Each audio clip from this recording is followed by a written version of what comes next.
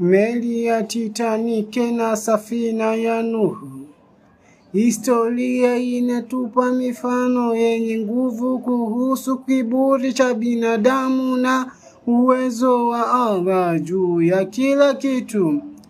Meli ya Titanic ilijengwa na zaidi ya watu 1000 kwa teknolojia ya juu kabisa ya wakati huo.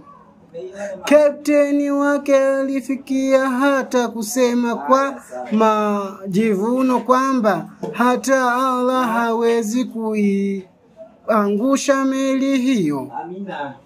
Lakini halikuchukua muda. Katika safari yake ya kwanza tu, meli hiyo kubwa iliyosifiwa kila mahali ilizamia baharini, ikiacha dunia katika mshangao na majonzi. Kinyume chake, safina ya Nabii Nuh alayhi salamu ilijengwa na mtu mmoja tu, bila teknolojia kubwa wala usaidizi wa wataalamu. Lakini Nuhu hakutegemea nguvu zake, alimtegemea Allah. Akasema,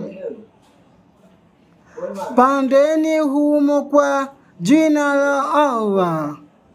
Ndipo mwendo wake na kusimama kwake. Na pale mafuriko makubwa yalipotokea, ulimwengu mzima ukazamishwa.